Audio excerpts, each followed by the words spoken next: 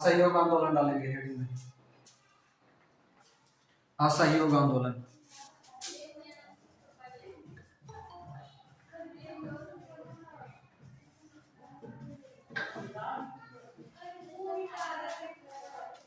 चलिए चलिए सहयोग आंदोलन देखेंगे 1920 से 1922, इसका डेट डाल लेंगे। पहले इसको थोड़ा सा हम लोग समझ लेते हैं और लिखते चलेंगे डायरेक्ट एक ही बार में, ठीक है। लिखते चलेंगे और लिखते लिखते ही इसको समझेंगे। देखिए असहयोग आंदोलन की अगर बात किया जाए तो प्रारंभ जो होता है 1 अगस्त 1920 को होगा। प्रारंभ कब होगा? 1 अगस्त 1920 को। असहयोग आंदोलन के बारे में कोई बताएंगे कुछ, क्या था और बताएंगे?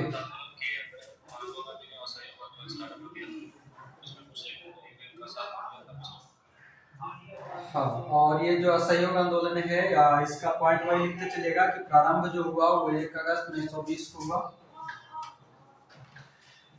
प्रारंभ कब होगा? 1 अगस्त 1920 को। और इसको स्थगित कर दिया जाता है, ये भी पॉइंट एक साथ लिख लीजिएगा।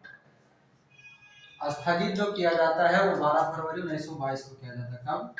12 फरवरी 1922 को असहयोग आंदोलन स्थगित कर दिया जाता है, ठीक ना। और साथ ही साथ इसमें ध्यान देंगे कि असहयोग आंदोलन का कुछ उद्देश्य था। पहले उस उद्देश्य को जान लेते हैं। कौन आवाज कर रहे हैं जी? इनके तरफ से आवाज आ रहा हो। असहयोग आंदोलन का अगर उद्देश्य की हम लोग बात कर लें तो खिलाफत आंदोलन का जो प्रश्न था उसी के सम्मानजनक समाधान को देखते हुए असहयोग आंदोलन का उद्देश्य ये माना गया था। कल भी हम लोग पढ़े थे कि जो असहयोग आंदोलन का उद्देश्य था वो किसका, यानी कि जो इसका बैकग्राउंड है वो कहाँ से शुरू हो गया था। तो खिलाफत आंदोलन के समय से ही असहयोग आंदोलन का बैकग्राउंड शुरू हो गया था। खिलाफत आंदोलन कब हुआ था?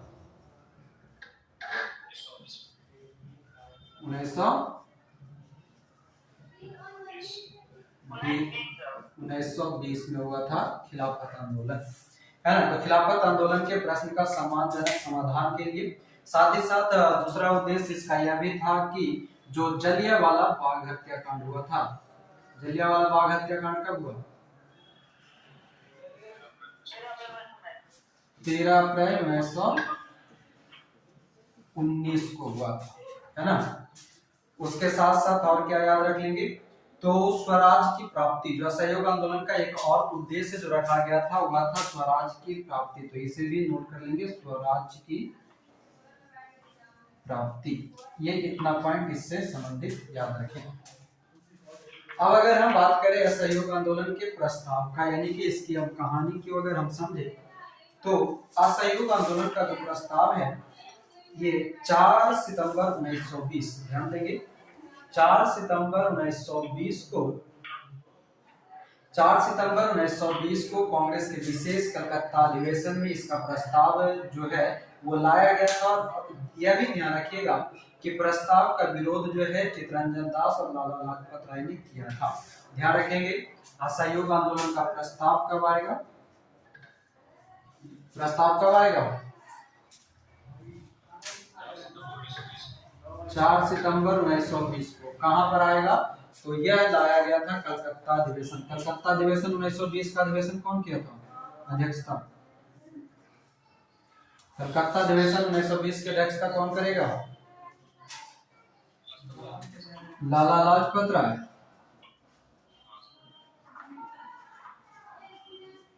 लाला लाजपत राय ने किया था। साथ ही साथ जो है कि इसका प्रस्ताव का विरोध किसने किया था? लिख लेंगे प्रस्ताव का विरोध। प्रस्ताव का विरोध कौन करेगा? तो वो दो व्यक्ति थे, एक थे चित्तरंजन दास और दूसरा थे लाला लाजपत राय। ध्यान दीजिएगा चित्तरंजन दास और लाला लाजपत राय जो अध्यक्षता कर रहे थे वो भी उसके विरोध में थे।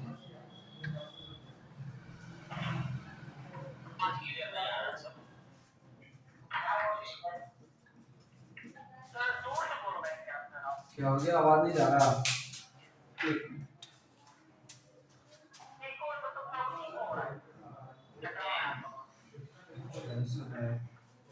तो ये हो गया असहयोग आंदोलन जो कि 1920 से 1922 तक की घटना है, जिसमें कि हम लोगों ने जाना कि इसका जो प्रारंभ है 1 अगस्त 1920 को स्थगित कर किया जाएगा 12 फरवरी 1922 को। इसका उद्देश्य क्या था, तो खिलाफत आंदोलन के सम्मान में समाधान निकालना, जलियांवाला बाग हत्याकांड का जो न्याय था उसकी मांग के लिए 13 अप्रैल 1919 का जलियांवाला बाग हत्याकांड के लिए, और तीसरा जो मान इसका उद्देश्य था वह था स्वराज की प्राप्ति। साथ ही साथ हम लोगों ने यह भी जान लिया कि जो असहयोग आंदोलन था इसका प्रस्ताव 4 सितंबर 1920 को कलकत्ता अधिवेशन में, जिसकी अध्यक्षता लाला लाजपत राय ने किया था, और इसी प्रस्ताव का विरोध चित्तरंजन दास और लाला लाजपत राय ने भी किया था। मगर ध्यान दीजिएगा कि असहयोग आंदोलन जो था, असहयोग आंदोलन की पुष्टि किस अधिवेशन में होगा ये भी इंपॉर्टेंट है। असहयोग आंदोलन जो है इसकी पुष्टि कहां पर किया जाएगा, तो नागपुर अधिवेशन। कभी कभी जो नहीं चाहते वही हो जाता है, हम क्या करें। कॉल आया, सोचे नहीं रिसीव करेंगे रिसीव हो गया। उल्टा मोबाइल रखे हुए ना तो दबाना था, चलिए देखिए आप बात कर रहे थे कि असहयोग आंदोलन का जो है इसकी पुष्टि, असहयोग आंदोलन की पुष्टि जो है ये दिसंबर 1920 में नागपुर अधिवेशन में कर दिया गया था। कहां पर, नागपुर अधिवेशन था, हाँ 1920 में किया गया था। हाँ, नागपुर अधिवेशन का अध्यक्ष कौन था, राघवाचारी। ठीक है, और दिन भी ऐसा खराब है कि क्लास शुरू करने का टाइम तो उसी समय लग गया, 11:09 वाले। हाँ तो ये हो गया। साथ ही साथ ये ध्यान रखिएगा कि असहयोग आंदोलन के प्रस्ताव से कुछ जो कांग्रेस के नेता थे वह असंतुष्ट हो गए थे। ठीक है, और असंतुष्ट होकर के कुछ नेता जो थे कांग्रेस से त्याग पत्र दे दिया था। उसके कुछ नाम लिख लेंगे, ठीक है, उसका कुछ नाम लिखेंगे जो पॉइंट कर लेंगे कि असहयोग आंदोलन से त्याग पत्र देने वाला नेता, क्या त्याग पत्र देने वाला नेता, किससे, कांग्रेस से, पूरा लिख लेंगे, कांग्रेस से त्याग पत्र देने वाला नेता। सबसे पहले तो लिख लेंगे मोहम्मद अली जिन्ना, सबसे पहले मोहम्मद अली जिन्ना, उसके बाद लिख लेंगे एनी बेसेंट, बिपिन चंद्र पाल। कौन कौन लिखेंगे, मोहम्मद अली जिन्ना, क्या क्या लिखेंगे, मोहम्मद अली जिन्ना, बिपिन चंद्र पाल, नाम आगे पीछे होगा, बिपिन चंद्र पाल, उसके बाद लिख लेंगे एनी बेसेंट। ये तीन नाम मुख्यतः याद रखेंगे, ठीक है, ये तीन नाम मुख्य रूप से याद रखेंगे। इसमें एक और व्यक्ति थे GS खापड़े, कौन थे, नाम लिखना चाहें तो लिख लीजिएगा GS खापड़े, GS खापड़े, हाँ ये इतना याद रख लीजिए। चलिए कुछ कुछ जो ऐसे ही नॉर्मली सुन लीजिए, इसके बारे में ज्यादा कुछ नहीं करना है, कि जो असहयोग आंदोलन का जो रचनात्मक कार्यक्रम था जिसके अंतर्गत राष्ट्रीय विश्वविद्यालय, पंचायती अदालत की स्थापना करना था, स्वदेशी को बढ़ावा भी देना था, और साथ ही साथ और भी कुछ इसका काम था, तो चरखा और खादी का लोकप्रिय बनाना, गांधी जी वाला, उसके बाद हिंदू मुस्लिम एकता को मजबूत करना, अस्पृश्यता को दूर करना, आंदोलन के कार्यक्रमों की गतिविधियों के लिए 1 करोड़ रुपए का जो है फंड स्थापित किया गया था, ठीक है, कोष स्थापित किया गया था, जिसका नाम क्या रखा गया था, कोई बताएंगे, फंड स्थापित किया गया था, उस फंड का नाम है तिलक फंड। किस नाम से किया गया था, तिलक फंड के नाम से किया गया था, और कितना राशि जमा करना था, 1 करोड़ रुपए, 1 करोड़ रुपए स्थापित करना, ठीक है। और मगर हुआ क्या था कि 1 अगस्त 1920 को किसकी मृत्यु, तिलक की मृत्यु हो गई थी। 1 अगस्त 1920 को तिलक की मृत्यु हो गई थी और इसी कारण कोष का नामकरण जो है तिलक फंड के नाम पर ही रख दिया गया था। मोहम्मद ये बाल गंगाधर तिलक उस समय जीवित थे जब 1 करोड़ रुपया वसूलने का यानी कि फंड जमा करने का जब विचार चल रहा था तो तिलक जिंदा थे, मगर किसी कारणवश 1 अगस्त 1920 को उनकी मृत्यु हो गई। अब आगे सुनिए, कुछ कुछ है, एक चीज और याद रख लीजिएगा, असहयोग किनका आवाज कर रहा है, कितनों पर बोले कि हम फोन लगा रहे हैं, कुछ कर रहे हैं तो सीधे म्यूट कर दो। असहयोग आंदोलन, ये समझ गए तिलक फंड, ठीक है। पहले इस जो इसका नाम रखा गया टोटल पूरा नाम है तिलक स्वराज फंड, ये भी याद रख लीजिएगा, तिलक स्वराज फंड। अब आइए बात करते हैं किसका, तो जब असहयोग आंदोलन जो था ये जब शुरू किया गया, कब शुरू किया गया, 1 अगस्त 1920 को इसकी शुरुआत हो गई। शुरुआत होने के बाद ये जब असहयोग आंदोलन चल रहा था तब असहयोग आंदोलन का कुछ नकारात्मक भी काम हुए थे। नकारात्मक यानी कि निगेटिव कार्य भी किया गया। निगेटिव कार्य क्या किया गया इसके अंतर्गत, तो सरकारी उपाधि और अवैतनिक पदों पर जो है स्थानीय निकायों का जितने भी सदस्य थे वो सभी अपना अपना त्याग पत्र दे दिया, जिसको हम निगेटिविटी के रूप में असहयोग आंदोलन का जानते हैं। साथ ही साथ असहयोग आंदोलन ने भी क्या किया कि विदेशी वस्तुओं का बहिष्कार कर दिया, स्कूल कॉलेज और अदालतों का बहिष्कार कर दिया, सरकारी स्कूल का, और मेन इंपॉर्टेंट पॉइंट इससे याद रखिएगा कि सैनिक और श्रमिक वर्ग जो मेसोपोटामिया जाकर नौकरी किया करता था वहां जाने से इनकार कर दिया। कौन, तो असहयोग आंदोलन के अंतर्गत। क्लियर है यहाँ तक, सबको क्लियर है ना? हाँ, ये सब बस खाली ओरली दिमाग में याद रखिए, लिखने की जरूरत नहीं है। अब आगे देखिए, कुछ प्रमुख संस्था के नाम लिखेंगे, हेडिंग डालेंगे, पॉइंट डालेंगे, असहयोग विरोधी संस्था, ठीक है। जिसके कुछ प्रमुख व्यवसायी थे उन लोगों ने इसका संस्था का विरोध किया था, तो हेडिंग डालेंगे, पॉइंट डालेंगे, असहयोग विरोधी संस्था, असहयोग विरोधी संस्था। और इसके अंतर्गत सबसे पहला जो लिखिएगा वह लिखिएगा पुरुषोत्तम दास ठाकुर, ठीक है, पुरुषोत्तम दास ठाकुर जो कि अध्यक्ष थे। उसके बाद लिखेंगे जमुना दास, उसके बाद द्वारका दास, फिर कवासजी जहांगीर, फिरोज सेठना तथा सीतलवाड़, ठीक है। ये सभी मिलकर के संस्था का निर्माण किया और ये सब ने क्या किया, इसका विरोध किया।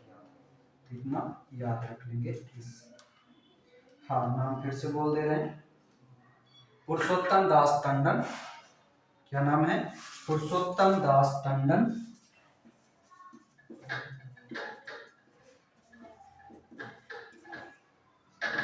पुरुषोत्तम दास टंडन।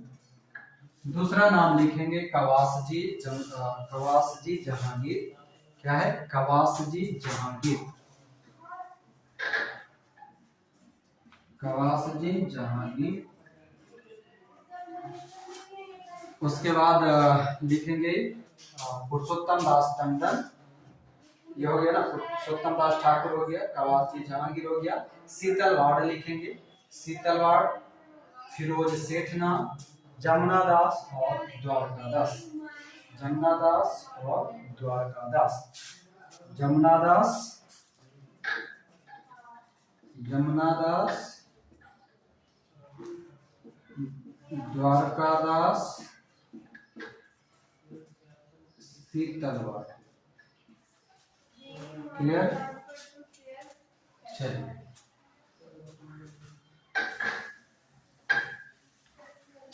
आगे देखिए। ये हमारा असहयोग आंदोलन के अंतर्गत अभी और भी बहुत कुछ है, जिसमें लिखिएगा जो वकालत से त्यागपत्र देने वाले व्यक्ति, नाम अक्सर सुने होंगे। वकालत जो है असहयोग आंदोलन के दौरान जो है कुछ व्यक्तियों ने अपनी वकालत छोड़ दी थी, वो वकालत छोड़ने वाले व्यक्ति का नाम लिख लीजिएगा, पॉइंट डाल लीजिए, वकालत त्याग करने वाले प्रमुख व्यक्ति,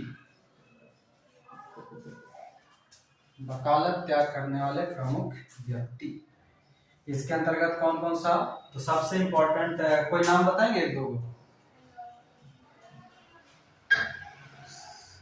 CR दास, मोतीलाल नेहरू और कौन, मोतीलाल नेहरू, जवाहरलाल नेहरू, राजेंद्र प्रसाद, वल्लभ भाई पटेल, विठल भाई पटेल। ठीक है, मोतीलाल नेहरू, JL नेहरू, विठल भाई पटेल, विठल भाई पटेल, उसके बाद फिर सरदार पटेल, सरदार पटेल, CR दास, मोतीलाल नेहरू, JL नेहरू, विठल भाई पटेल, सरदार पटेल और उसके बाद राजेंद्र प्रसाद। कौन, राजेंद्र प्रसाद। ये हो गया। उसके बाद और इस प्रकार हमारा लगभग असहयोग आंदोलन जो है वो जो इम्पोर्टेंट जो हमारे लिए जानना जरूरी था वो हम लोग जान चुके हैं। कोई दिक्कत यहाँ तक में? जितना एग्जाम पर्पस से जो था वो क्या अब आगे कुछ विश्वविद्यालय की स्थापना किया गया था, उसका नाम सिर्फ सुन लीजिए। सहयोग आंदोलन के अंतर्गत ही कुछ विश्वविद्यालय की स्थापना भी की गई थी, जिसके अंतर्गत काशी विश्वविद्यालय था, मतलब काशी विद्यापीठ था, गुजरात विद्यापीठ था, बिहार विद्यापीठ था, महाराष्ट्र विद्यापीठ था, बंगाल के राष्ट्रीय विश्वविद्यालय था, जामिया मिलिया विश्वविद्यालय था। ये सभी असहयोग आंदोलन के दौरान ही स्थापित किया गया था। साथ ही साथ यह भी ध्यान रखिएगा कि 28 जुलाई 1920 को गांधी जी ने घोषणा की कि पहली मतलब कि 1 अगस्त 1920 से असहयोग आंदोलन शुरू होगा। यानी कि असहयोग आंदोलन की शुरुआत की घोषणा कब की जाती है? घोषणा कब होगा? तो नहीं, घोषणा होगा गांधी जी करेंगे 28 जुलाई 1920 को। ठीक है, और घोषणा की जाती है सहयोग आंदोलन की शुरुआत की, और कब से की जाएगी? तो 1 अगस्त 1920 से। और शुरू कब से हुआ? तो 1 अगस्त 1920 से। किसने घोषणा किया था? तो गांधी जी ने किया था। तो ये पॉइंट याद रखिएगा कि हाँ, ये पॉइंट याद रखिएगा कि गांधी जी ने असहयोग आंदोलन की घोषणा कब किया था। ठीक है, कि हम ये दिन से असहयोग आंदोलन शुरू करेंगे, तो 28 जुलाई 1920। जबकि असहयोग आंदोलन शुरू कब से होता है? तो 1 अगस्त 1920 से, है ना। और ये कांग्रेस के विशेष अधिवेशन उस समय चल रहा था। अब ध्यान रखिएगा, जो कलकत्ता अधिवेशन था ना 1920 में, वो कांग्रेस का विशेष अधिवेशन था। अधिवेशन कौन था कांग्रेस का? कलकत्ता का विशेष अधिवेशन। हाँ, कलकत्ता में एक विशेष अधिवेशन कराया गया था 1920 में। वहीं पर इसकी पुष्टि की जाती है। पुष्टि मतलब कंफर्मेशन दिया जाता है, पुष्टि की जाती है। ठीक है, चलिए अध्यक्ष कौन थे? तो लाला लाजपत राय थे। इसके बारे में हम आपको ऑलरेडी बता दिए। इसी अधिवेशन में असहयोग आंदोलन के जो कार्यक्रम का प्रस्ताव प्रस्तुत किया गया, कांग्रेस और ख्यापत कमेटी के बीच एक 13 उद्देश्य पर सहमति बना दी गई थी। उसके बाद ध्यान रखिए, 1920 के नागपुर अधिवेशन में ही असहयोग आंदोलन को मंजूरी दी गई तथा कांग्रेस का लक्ष्य जो है स्वराज घोषित किया गया था। कांग्रेस का लक्ष्य स्वराज कब घोषित हुआ? कांग्रेस का लक्ष्य स्वराज घोषित हुआ नागपुर अधिवेशन 1920 में। क्लियर? नागपुर अधिवेशन 1920। ठीक है, और इसमें जो है स्वराज से गांधी जी का तात्पर्य ये रखा गया कि इसको ब्रिटिश साम्राज्य के अंदर प्राप्त किया जाने वाला या अन्यथा आवश्यकता पड़ने पर जितने भी व्यक्ति होंगे या जितने भी संगठन होंगे वो मिलकर के क्या करेगा, तो ब्रिटिश साम्राज्य से बाहर भी प्राप्त किया जा सके, यानी कि जितने भी आवश्यकता पड़ने पर इसको ब्रिटिश साम्राज्य से बाहर की ओर आगे बढ़ना, ये स्वराज की बात रखी गई किसके द्वारा, गांधी जी के द्वारा। साथ ही साथ यह भी ध्यान रखेंगे कि असहयोग आंदोलन चलाने का दायित्व किसको दिया गया था, असहयोग आंदोलन का नेतृत्व किसने किया था,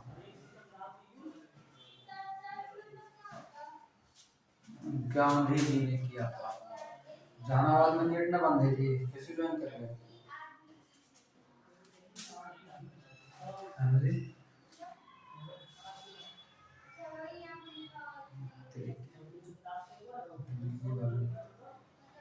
बेकार है। हम सोच लेते कि एक दिन जाएंगे जहानाबाद तक, खाना वाना मिलेगा हमसे।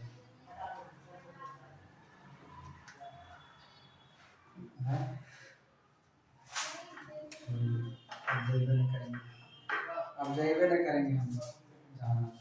चलिए, इसका जो दायित्व है वो गांधी जी को, असहयोग आंदोलन चलाने का दायित्व गांधी जी को सौंपा गया। और उस समय ध्यान रखिएगा कि जो नागपुर अधिवेशन विशेष वाला हुआ था उसका अध्यक्षता कौन कर रहा था, नागपुर का विशेष अधिवेशन का अध्यक्षता किसने किया था, विशेष अधिवेशन की अध्यक्षता राघवाचारी ने किया था। ये इंपॉर्टेंट पॉइंट है, राघवाचारी ने किया, ये सबसे इंपॉर्टेंट है, इसको ध्यान रखिएगा, ठीक है। चलिए, उसके बाद 1 अगस्त 1920 को असहयोग आंदोलन शुरू हो गया, पूरे देश में फैल गया, पूरे जन समुदाय ने मिलकर भाग लिया। कुछ लोगों ने वकालत छोड़ दिया, कुछ लोगों ने शिक्षण संस्थाओं की स्थापना की, कुछ लोगों ने सरकारी उपाधियां लौटा दी, कुछ लोगों ने विदेशी वस्त्रों का बहिष्कार कर दिया। और इस प्रकार जो है 1921 तक आंदोलन अपनी चरम सीमा पर पहुंच चुका रहता है।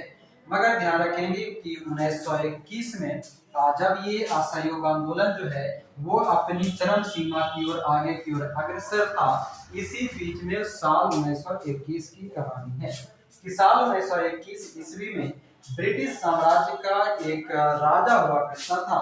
बात कर रहे हैं, लिख लीजिएगा, वर्ष 1921 में ब्रिटिश शासक हुआ करता था, मतलब राजा था, ब्रिटिश राजकुमार के रूप में उसको कह सकते हैं कि ब्रिटिश राजकुमार या ब्रिटिश युवराज जिसको कहते हैं, कौन था, ब्रिटिश युवराज जो 1921 में भारत आया था, प्रिंस ऑफ वेल्स। कौन था, प्रिंस ऑफ वेल्स, ये भारत आया। हाँ, प्रिंस ऑफ वेल्स जो है भारत आया, ठीक है। प्रिंस ऑफ वेल्स भारत आया, उसका उद्देश्य था आंदोलनकारियों को और जनता को शांत करना, लेकिन अप्रत्याशित रूप से भारतीय जनता ने प्रिंस की यात्रा का बहिष्कार कर दिया। भारत के लोगों ने क्या किया, उसका बहिष्कार कर दिया, यानी कि वो जो राजकुमार था वो सोचा था कि हम जाएंगे सबको शांत करा देंगे, बाबूजी हमारा खुश होकर के हमको ब्रिटेन का सत्ता संभालने के लिए दे देगा। मगर भारत वाले लोगों ने कहा अच्छा वही है, हमारा सिखा रहे हैं, तो बड़का उससे बड़का होकर सिखा रहे थे ना। तो उसने क्या किया कि उसका बहिष्कार कर दिया। और जिस दिन यानी कि जो प्रिंस ऑफ वेल्स था, यानी कि जो राजकुमार था, 17 नवंबर 1921, यह भी डेट लिख लीजिएगा, 17 नवंबर 1921 को प्रिंस ऑफ वेल्स कहाँ पहुंचता है, तो मुंबई पहुंचता है, मुंबई पहुंचा। और इम्पोर्टेंट, हाँ जी, जिस दिन ये नहीं, प्रिंस ऑफ वेल्स जो है ब्रिटिश युवराज जो था, प्रिंस ऑफ वेल्स ने भारत की यात्रा की, इसका उद्देश्य था आंदोलनकारी जनता को शांत करना, लेकिन अप्रत्याशित रूप से भारतीय जनता ने क्या किया, इसका बहिष्कार कर दिया। जिस दिन 17 नवंबर 1921 को प्रिंस बम्बई पहुंचे, उस दिन मजदूरों ने व्यापक हड़ताल कर दी थी। यहाँ पर व्यापक हड़ताल, बम्बई में पहुंचने पर व्यापक हड़ताल हो गया और जगह जगह जुलूस निकाले गए, ब्रिटिश सरकार की हाय हाय कर दी गई। मतलब नहीं होता है, क्या करता है जी, आंदोलन में जो बोलता है वही होगा, ठीक ना। और आंदोलन को ब्रिटिश सरकार ने दबाने का प्रारंभ किया। और ध्यान दीजिएगा कि अब शुरुआत होता है, एक नया घटना हमारे सामने आएगा उस पर ध्यान देंगे जरा ध्यान से कि आंदोलन को ब्रिटिश सरकार ने दबाना प्रारंभ किया और 1922 के प्रारंभ तक लगभग यानी 1921 में ये आया।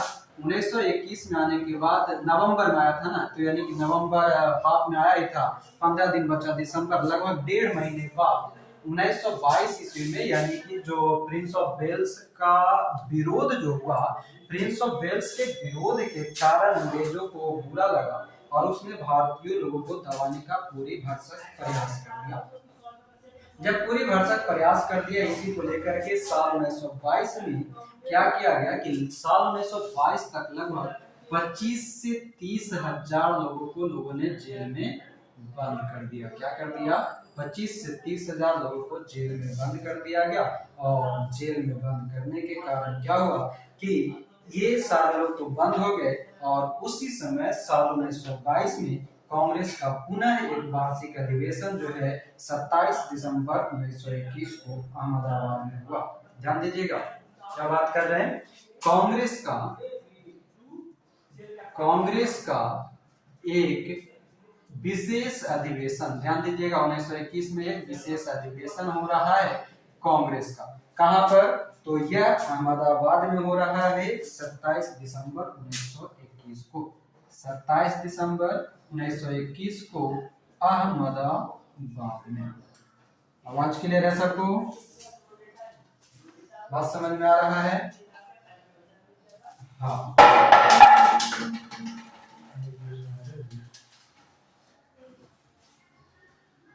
तो ये हो गया 27 दिसंबर 1921 को अहमदाबाद में विशेष अधिवेशन हुआ। इस अधिवेशन को 1921 में अध्यक्ष कौन था बताएंगे? अध्यक्ष जो बनाए गए वह थे CR दास। नहीं, वो 22 वाला तो ठीक है, ये विशेष अधिवेशन है ना कांग्रेस का। तो कांग्रेस के विशेष अधिवेशन जो 1921 में बना था उसका भी अध्यक्ष इन्हीं को चुन गया। मगर होता यूं है, हम जब कांग्रेस अधिवेशन पढ़ा रहे थे उस समय लिखवाए थे, अगर जो क्लास कंटिन्यू किए होंगे उनको याद होगा कि 1921 में भी कांग्रेस के विशेष अधिवेशन की अध्यक्षता चित्तरंजन दास को मिली थी, मगर उस समय इनको गिरफ्तार कर लिया जाता है और गिरफ्तार किए जाने के बाद यह अध्यक्षता किसी और को दे दी जाती है। कोई बताएंगे कौन था? हकीम अजमल खां था। कौन था? हकीम अजमल खां था, जो कि चित्तरंजन दास का रिप्लेसमेंट है, क्योंकि चित्तरंजन दास को क्या हो गया था? जेल हो गया।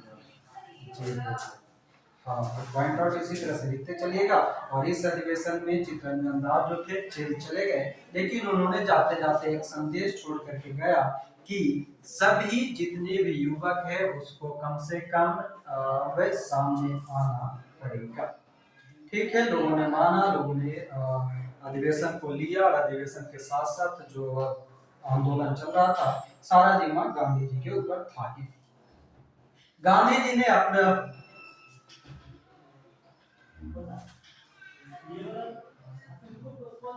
बसंती आएगा वो जब और पढ़ेंगे ना, जब अधिवेशन पढ़ेंगे तब ऐसे अधिवेशन लगता पढ़ा भी नहीं कुछ। हाँ, तो देखिए अब क्या हुआ कि गांधी जी जो थे, गांधी जी के ऊपर सारा कुछ जिम्मेदारी था ही। इसी को लेकर के क्या किया गया कि 1 फरवरी 1922 गांधी जी, ध्यान देंगे, गांधी जी 1 फरवरी 1922 ईस्वी को, उस समय वायसराय कौन था आपको बताएंगे? 1922 के आसपास में वायसराय लॉर्ड रीडिंग था। 1922 में जो वायसराय था वह था Lord reading. Lord reading viceroy था। वायसराय को गांधी जी ने एक पत्र लिखा, पत्र लिख करके चेतावनी दी, यदि सरकार अपना दमन खत्म नहीं किया तो वे तुरंत बारदोली से सविनय अवज्ञा तथा लगान बंदी का कार्यक्रम भी शुरू करेंगे। क्या कहा? गांधी जी ने कहा कि अगर वायसरॉय लॉर्ड रीडिंग को उसने एक पत्र लिखा और गांधी जी ने कहा कि अगर आंदोलन यानी कि दमनात्मक कार्य को जल्द अगर समाप्त नहीं किया जाए तो हम बारदोली से सामूहिक हत्या यानी कि जो बारदोली में चलाया था वैसा ही फिर से शुरू कर देंगे और लगान जो बंद किया था हमने बारदोली में वह फिर से शुरू कर देंगे। गांधी जी ने 1 फरवरी को लिखा ही था और मगर दुर्भाग्य ये हुआ कि आपने पढ़ा होगा चौरी चौरा कांड। क्या पढ़ा होगा? चौरी चौरा कांड। आप हेडिंग डाल लेंगे चौरी चौरा कांड का। हेडिंग क्या डालेंगे? चौरी चौरा कांड। मगर ध्यान रखिएगा कि ये यहीं से परिदृश्य बनेगा। असहयोग आंदोलन ही आगे बढ़ रहा था। 1 फरवरी 1922 को गांधी जी ने पत्र लिखा था और गांधी जी ने पत्र लिखा ही था। रीडिंग तब तक कुछ रीड करता उस पत्र को तब तक यहाँ पर एक घटना घट जाती है। उस घटना को हम क्या कहते हैं? चौरी चौरा कांड। चौरी चौरा कांड कब होता है? 5 फरवरी 1922। ठीक है, 5 फरवरी 1922 को चौरी चौरा कांड हो जाता है। तो अब हेडिंग डालेंगे चौरी चौरा कांड 5 फरवरी 1922। अब ये चौरी चौरा आखिर है कहाँ? तो चौरी चौरा जो है उत्तर प्रदेश के गोरखपुर जिला के अंतर्गत, कहाँ पर? गोरखपुर जिला के अंतर्गत, जो कि उत्तर प्रदेश में है। और इसकी घटना की अगर बात करें तो कहा जाता है कि इस दिन यहाँ पर जो है असहयोग आंदोलन का एक जुलूस निकाला गया और असहयोग आंदोलन का जो जुलूस गोरखपुर यानी कि चौरी चौरा कांड में चल रहा था उस जुलूस का नेतृत्व कर रहा था एक व्यक्ति था। कोई बताएंगे नेतृत्व कैसे लिखा था? नेतृत्व जो कर रहा था उस व्यक्ति का नाम था भगवान अहीर। उस व्यक्ति का नाम क्या है? भगवान अहीर उस व्यक्ति का नाम होता है। और ये जो भगवान अहीर है जो कि एक प्रकार से भूतपूर्व सैनिक हुआ करता था। भगवान अहीर को कुछ पुलिस वाले ने क्या किया कि वहां पर चौरी चौरा के पास आते ही पुलिस वालों ने गिरफ्तार कर लिया और गिरफ्तार भी किया, साथ में कुछ पिटाई भी कर दी। ठीक है, पिटाई भी कर दी। इस कारण से लोग वहां पर भड़क गए और भड़के हुए लोगों ने भड़का हुआ आग भड़का दिया और उस समय क्या हुआ कि पुलिस थाने पर हमला कर दिया और हमला कर दिया जिसके अंतर्गत कुल कितने? लगभग 22 पुलिसकर्मी जो है वो जिंदा जला दिए गए यानी कि मारे गए। 22 पुलिसकर्मी उस चौरी चौरा कांड में मारे गए और इस कांड में अनेक भारतीयों को जो है उसमें बहुत सारे लोगों को कैदी बना दिया गया। लगभग कहा जाता है कि 150 से 200 लोगों को मृत्यु दंड की सजा सुना दी गई। लेकिन ध्यान रखिएगा कि वहां पर एक व्यक्ति आ जाते हैं सामने। ध्यान से सुनिएगा हम करना क्या चाह रहे हैं। जब 22 पुलिसकर्मी को चौरी चौरा कांड के अंतर्गत जो आंदोलनकारी थे उन्होंने जब पुलिसों को मारा, पुलिसों को मारने के बाद अंग्रेजी सरकार ने लगभग 150 से 200 लोगों को, भारतीय लोग, ठीक है, 150 से 200 लोगों को गिरफ्तार किया। क्या किया? गिरफ्तार कर लिया और गिरफ्तार करने के बाद उन लोगों को मृत्यु दंड की सजा सुना दी। क्या सुना दी? मृत्यु दंड की सजा सुना दी। और मृत्यु दंड की सजा सुनाने के कारण लोग डर गए। भारत के जो जितने भी शीर्ष नेता थे वो लोग भी डर गए कि इतने लोगों को एक साथ मृत्यु दंड देना यानी कि फांसी देना ये कहीं ना कहीं गलत है। लेकिन यहाँ पर एक व्यक्ति निकल के आए, पंडित मदन मोहन मालवीय। ध्यान रखेंगे, लिखेंगे वकालत लिख लीजिएगा, वकालत। वकालत करने वाला व्यक्ति एक आते हैं पंडित मदन मोहन मालवीय। आवाज सबको क्लियर है?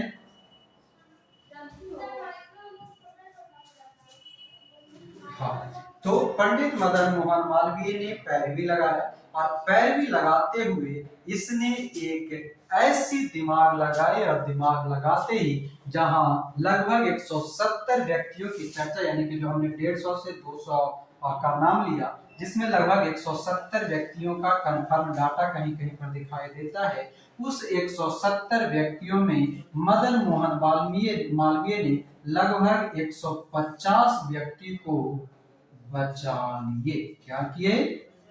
बचा लिए। लगभग 151 लोगों को मदन मोहन मालवीय ने वकालत करते हुए, पैरवी करते हुए उसको बचा।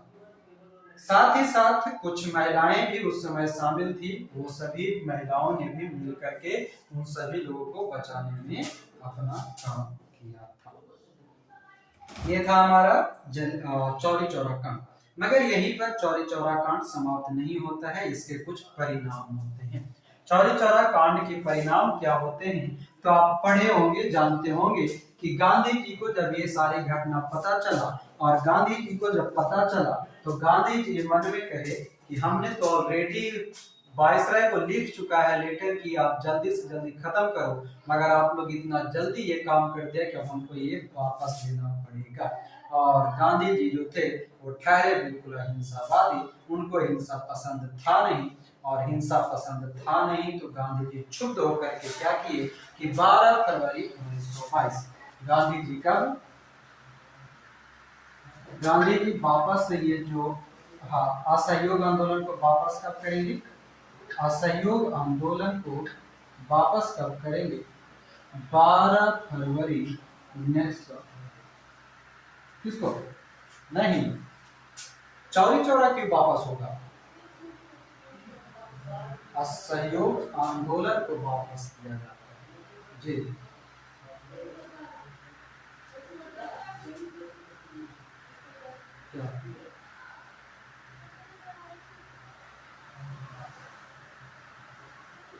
हाँ, चौरी चौरा का जो मुख्य कांड था, जो हम लोग अभी तक पढ़ रहे थे, हाँ भगवान ने जो अभी तक हम लोग पढ़ रहे थे, वो कारण ये था, अभी तक आप लोगों ने जाना होगा, पढ़ा होगा, जिसमें यही था सिर्फ कि चौरी चौरा कांड होता है 5 फरवरी को, और उसके कारण असहयोग आंदोलन वापस ले लिया जाता है 12 फरवरी को। मगर लिंकअप अगर हम लोगों ने किया तो लिंक कहाँ से मिला?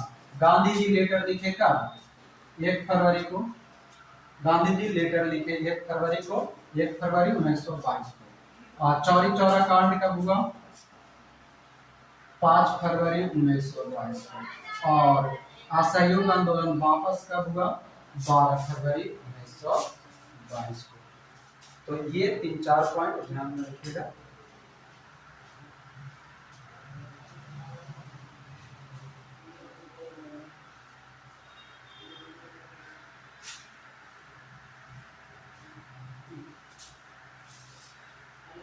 बोर्ड देखिए तो आप लोग को दिखाई दे रहा है, देखिएगा कहाँ पर बात कर रहे थे? 1 फरवरी 1922 को गांधी जी ने किसको लिखा था? रीडिंग को ना, रीडिंग को लिख दिया। 5 फरवरी को चौरी चौरा कांड हो जाएगा, और 12 फरवरी को असहयोग वापस हो जाएगा। इसको मिटा दें।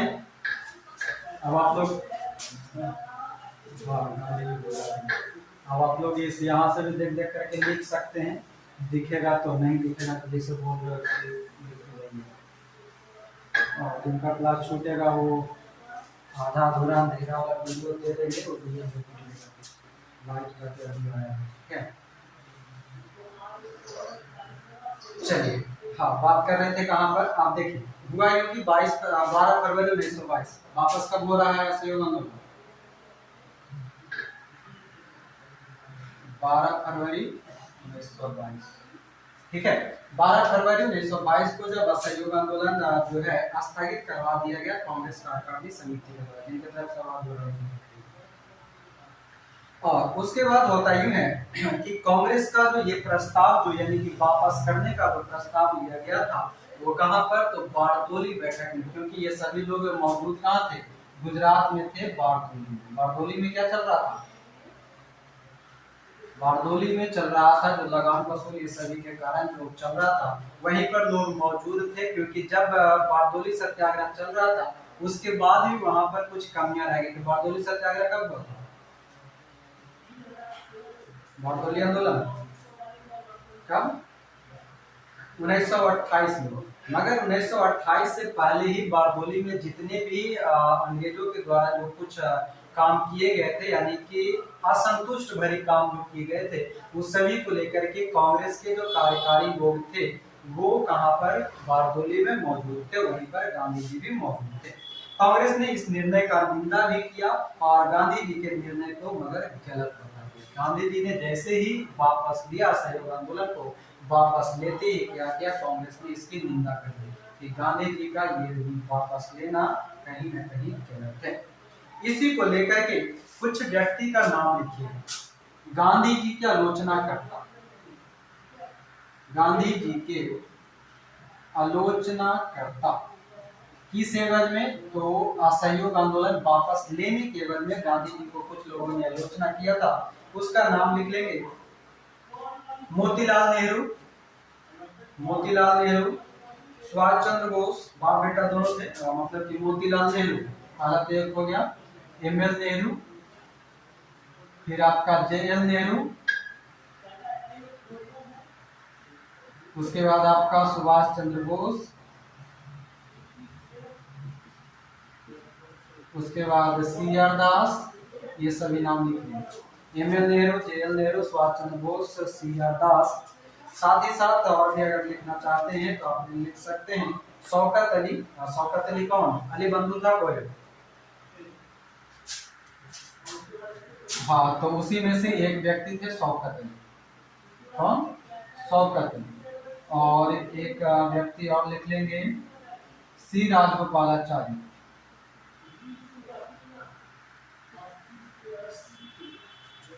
सी राजगोपालाचारी, ठीक है। तो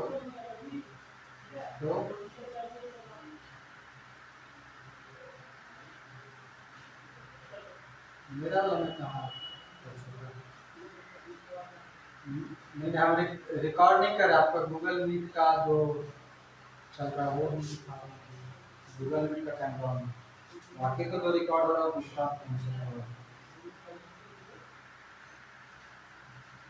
गांधी जी की आलोचना करता, ठीक है। गांधी जी की आलोचना करता में बाप बेटा दोनों, Motilal Nehru, JL Nehru, Subhash Chandra Bose, C R दास, हाँ, असहयोग आंदोलन की आलोचना करता हूँ। ये लिख देते रहते हैं, राइटिंग ना समझ में आएगा तो कोई दिक्कत नहीं है, राइटिंग बड़ा खराब है, ध्यान दीजिएगा। आप लोग अपना अपना फोन में फुल स्क्रीन कर लीजिए, 3 गो डॉट होगा, 3 गो डॉट पर रहेगा तो स्क्रीन फुल कर लीजिए, 3 करने के लिए भी होगा या फुल करने के लिए। चलिए आप ध्यान दीजिएगा क्या कह रहे थे कि ये सभी लोगों ने आलोचना की, आलोचना करने के साथ साथ पंडित नेहरू और लाला लाजपत राय थे, उन्होंने जेल से ही लंबा लंबा पत्र लिखा, किसको, गांधी जी को। गांधी जी को ये सब पत्र लिखना शुरू किया, बोले कि का बुढ़ाओ काहे ना सिर त्याग है, जब इतना बढ़िया कांड हो चुका था, अंग्रेज लोग कहीं ना कहीं अपने अधिकार में आता ही, और अधिकार में आने के साथ हमारा काम भी पूरा होता, मगर वो पूरा नहीं करने दिया, ठीक है। गांधी जी को किसी एक स्थान के पाप के कारण सारे देश को दंड के आड़े हाथ लेना पड़ा, ये कथन है किसका, तो मोतीलाल नेहरू और लाला लाजपत राय का। मोतीलाल नेहरू और लाला लाजपत राय ने कथन में जो लिखा गांधी जी को कि आपके कारण जो हम आगे स्वतंत्रता की ओर बढ़ चुके थे, हम इस लड़ाई को जीतने वाले थे, वो अब आपके कारण अंग्रेज लोग जो है वो अब हम लोगों को आड़े हाथ ले लेगा, यानी कि कहेगा कि नहीं तुम लोग गलत किया है।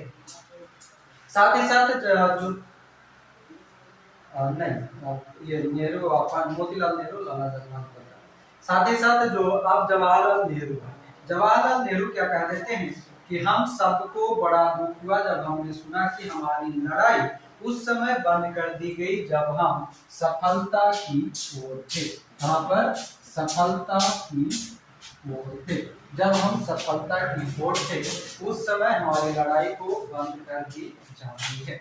ये कथन किसका है, तो जवाहरलाल नेहरू का कथन है। इसी पर चित्तरंजन दास भी आते हैं, चित्तरंजन दास भी अपनी प्रतिक्रिया देते हैं, और चित्तरंजन दास जो प्रतिक्रिया देते हैं उस प्रतिक्रिया के अंतर्गत क्या कहा जाता है कि गांधी जी आंदोलन को बहुत साहस से प्रारंभ करते हैं, कुछ समय तक कुशलता से चलाते हैं, लेकिन अंत में अपना साहस खो देते हैं। मतलब ये वो वाला कहानी है कि कोई लड़का जो है या कोई भी व्यक्ति जो जिम में जाता है, पहला दिन 10-10 केजी का 10 बार डंबल मारता है, दूसरा दिन 2 केजी का भी नहीं उठता है, वो वाला कथन कौन कह रहे हैं? सीआर दास किसको कह रहे हैं? गांधी जी से।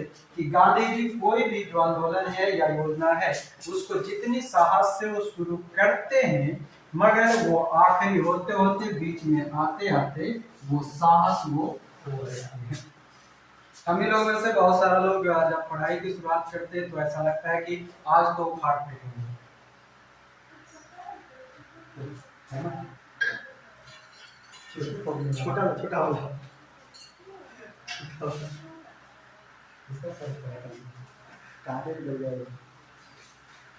चलिए, हाँ, तो बात कर रहे थे कि गांधी जी को ये इसका चित्रण है। साथ ही साथ सुभाष चंद्र बोस का भी कथन आप चाहें तो लिख लेंगे। सुभाष चंद्र बोस ने कहा कि उस समय जनता का उत्साह बहुत ऊंचा था, तब पीछे हटने का दे देना राष्ट्रीय संकट से खिलवाड़ करना है। क्या करना है? राष्ट्रीय संकट से खिलवाड़ करना। खिलवाड़ करना मतलब क्या? यानी कि सुभाष चंद्र बोस कहे कि जब हमारा जो आंदोलन था वो चरमोत्कर्ष पर था, और चरमोत्कर्ष पर यानी कि आखिरी पड़ाव पे जब हम थे, उसी पड़ाव पे आप हमारा पैर खींच दिए, और पैर खींचते हम क्या हो गए? धड़ाम से गिर गए। ये कथन किसका है? तो सुभाष चंद्र बोस का।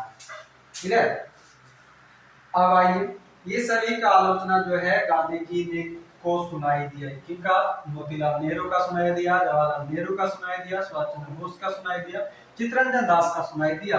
इस कारण से जो अंग्रेज था उसका मनोबल बढ़ गया। अंग्रेज का मनोबल क्या हुआ? बढ़ गया। और अंग्रेज का मनोबल बढ़ जाने के कारण गांधी जी को फिर से गिरफ्तार कर लिया जाता है। और गांधी जी गिरफ्तार कब होते हैं? 10 मार्च की 10 फरवरी 10 नहीं, सॉरी, गांधी जी गिरफ्तार मार्च में, 10 मार्च में, 10 मार्च 1922, 12 फरवरी को 22 हाँ, 10 मार्च 1922 को वो वापस ले लिए, मतलब गिरफ्तार हुए, और इनको सजा दी गई। कितना? 6 वर्ष की सजा सुना दी गई। सजा 6 वर्ष की सुना दी गई। और एक चीज और लिख लीजिएगा, उस समय जो सजा देने वाला न्यायाधीश था वो कौन था? ब्रूमफील्ड। न्यायाधीश कौन था? जज। जज लिखते नहीं इसमें हिंदी में, ब्रूमफील्ड। जज कौन था? ब्रूमफील्ड था, जो कि गांधी जी को सजा दिया था। लेकिन क्या गांधी जी 6 वर्ष तक पूरा रहे थे? नहीं रहे। 5 फरवरी 1924 को गांधी जी रिहा कर दिए जाते हैं। कारण क्या होता है? तो कारण होता है खराब स्वास्थ्य का मुख्य कारण होता है। कारण क्या है? खराब स्वास्थ्य उसका मुख्य कारण होता है। और इस प्रकार क्या हुआ कि असहयोग आंदोलन सफल होते होते भी क्या हो गया? असफल हो गया। असहयोग आंदोलन सफल होते होते भी असफल हो जाता है।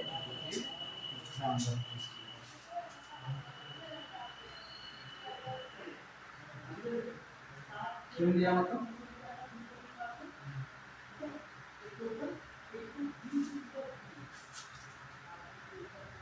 नहीं, अगर हो जाता, अगर स्थगन करने का जो आदेश था उसमें गांधी जी जो समझे कि भारत जो है लाभान्वित नहीं हो सका, ठीक है, बल्कि गांधी जी ने इस आदेश से सरकार को गिरफ्तार होने के लिए भी बोल दिया, यानी कि गांधी जी गिरफ्तार कर लिए गए। इसका मुख्य कारण यह भी बताया गया कि गांधी जी इसमें अपने आप को दोषी समझ बैठे।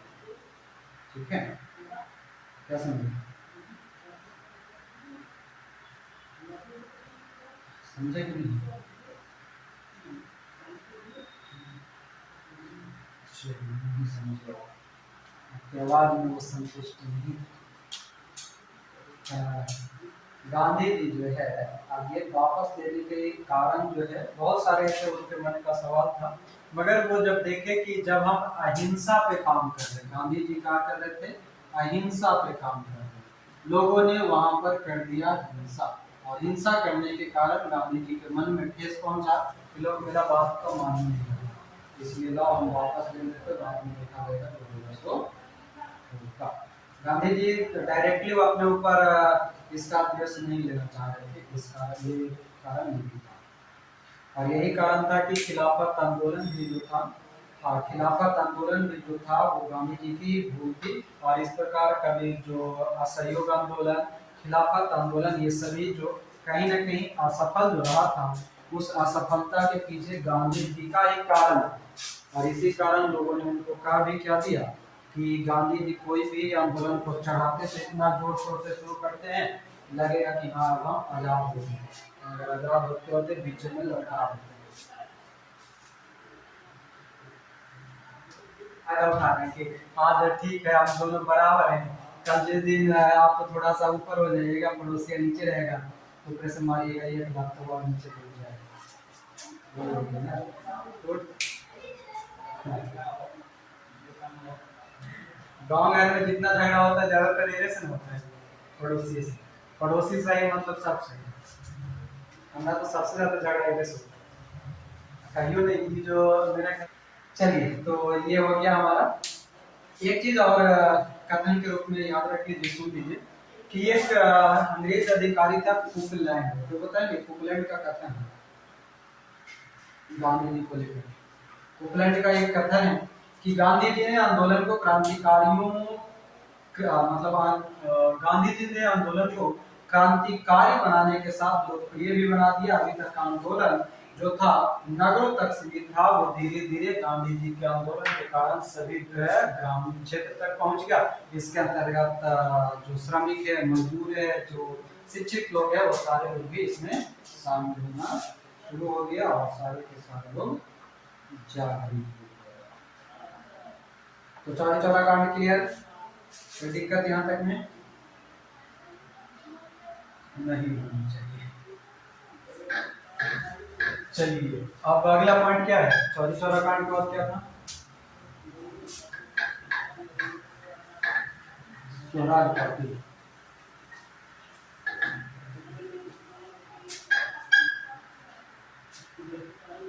तो हमारे एग्जाम में ओरिएंटेड नहीं है, क्या है, स्वराज आंदोलन है ना, सुने स्वराज पार्टी, स्वराज पार्टी की स्थापना कब होगा,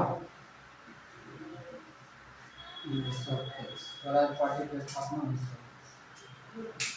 हाँ तो इसके बारे में अगर हम लोग बात करें तो जब स्वराज पार्टी की स्थापना से पहले अगर थोड़ा सा बैक हम चले, तो थोड़ा सा बैक आप जाते हैं तो आपको पता होगा 1922 में एक कांग्रेस का अधिवेशन हुआ था, कहाँ पर, गया में अधिवेशन हुआ था, जिसके अध्यक्ष कौन थे, अध्यक्ष कौन थे, सी आर दास, अध्यक्ष जो थे सी आर दास, ठीक है। 1922 में गया में अधिवेशन हुआ, अध्यक्ष थे सी आर दास, इनके साथ साथ इनके सपोर्ट में एक और व्यक्ति थे, वो थे मोतीलाल नेहरू, यहीं पर थे, ठीक है, गया अधिवेशन में वो शामिल थे, अध्यक्षता भले सी आर दास कर रहे थे, लेकिन उनके साथ साथ सपोर्ट में एक व्यक्ति थे मोतीलाल नेहरू। मोतीलाल नेहरू ने क्या किया, सॉरी चितरंजन दास ने क्या किया, यहाँ पर किसी कारणवश जो है कांग्रेस का जो अधिवेशन था वो असफल हो जाता है, पूर्ण नहीं हो पाता है, और इसी कारण जो सी आर दास थे वो वहां से दुखी होते हैं और कांग्रेस से अलग हो जाते हैं। कांग्रेस से अलग होने के बाद एक नई पार्टी बनाते हैं जिसे हम स्वराज पार्टी के नाम से जानते हैं, और स्वराज पार्टी की स्थापना की अगर बात किया जाए तो स्थापना तो 1923 में हो गया, स्थान की अगर बात किया जाए तो स्थान कहां पर, इलाहाबाद, और स्थापनाकर्ता कौन थे, सी आर दास और मोतीलाल नेहरू, ठीक है, मोतीलाल नेहरू इसके स्थापनाकर्ता में शामिल थे, साथ ही साथ ध्यान रखिएगा कि सी आर दास जो थे उस समय जब स्वराज पार्टी की स्थापना हुई तो सी आर दास स्वराज पार्टी के क्या बनाए गए,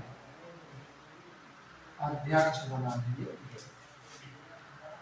लेकिन ध्यान दीजिए, हाँ मोतीलाल नेहरू महासचिव महामंत्री के रूप में थे, महासचिव पहले महामंत्री के रूप में,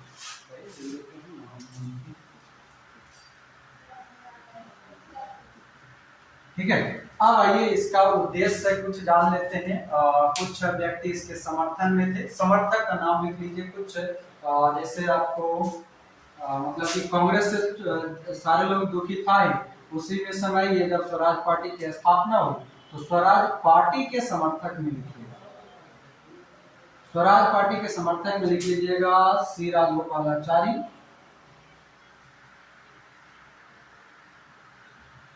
राजगोपालाचारी। उसके बाद लिख लीजिएगा आपका कौन था, श्री राजगोपालाचारी थे, मोतीलाल नेहरू तो था ही, मतलब थे ही, एम एल नेहरू थे, विठल भाई पटेल थे, विठल भाई पटेल, हकीम करके थे, अजमल खान, हाँ ये सभी कुछ और भी लोग थे, वो सारे लोग इसके समर्थक हैं, ठीक है। हकीम अजमल खान थे, मदन मोहन मालवीय थे, मदन मोहन मालवीय थे,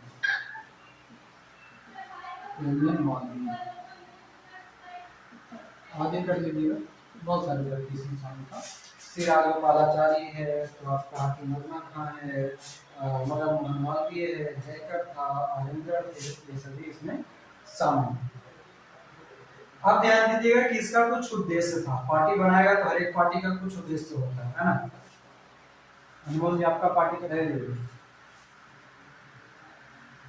मस्ती खोर पार्टी,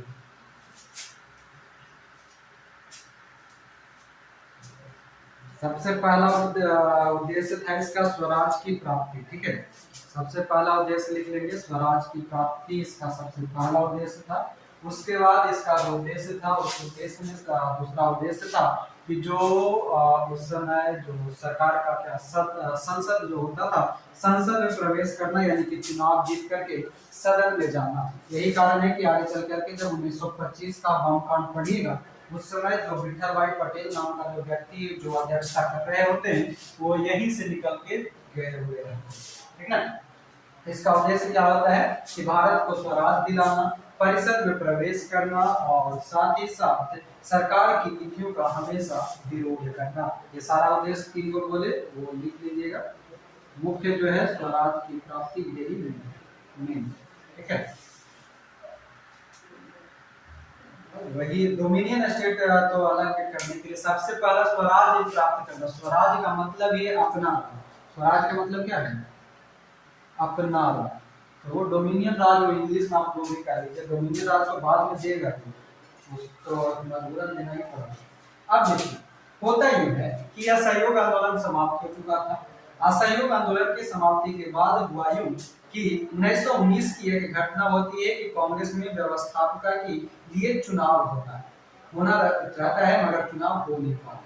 इसी कारण मोतीलाल नेहरू और चित्तरंजन दास के नेतृत्व में क्या किया गया था कि कांग्रेस के एक वर्ग का विचार आया 1923 में कि चुनाव में भाग लेकर विधान परिषद में प्रवेश दिया जाए।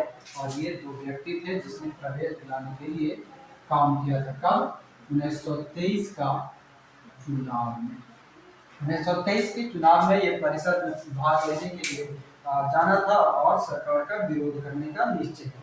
और इसी कारण जो था कांग्रेस का एक वर्ग तो चुनाव लड़ना चाह रहा था, लेकिन एक और वर्ग था जिसमें कि ऐसे लोग थे जैसे कि सरदार वल्लभ भाई पटेल, सी आर दास, सी राजगोपालाचारी, आपका राजेंद्र प्रसाद, ये सभी लोग जो थे क्या थे, विधान परिषद में प्रवेश के विरोधी थे। नाम चाहे तो लिख सकते हैं, विरोधी में कौन थे, यानी कि ये लोग चाह रहे थे कि हम जाएं कहां पर, विधान परिषद में। लेकिन कुछ ऐसे भी लोग थे जो विधान परिषद जाना नहीं चाह रहे थे। विधान परिषद जाना नहीं चाह रहे थे, जिसमें राजेंद्र प्रसाद और सी राजगोपालाचारी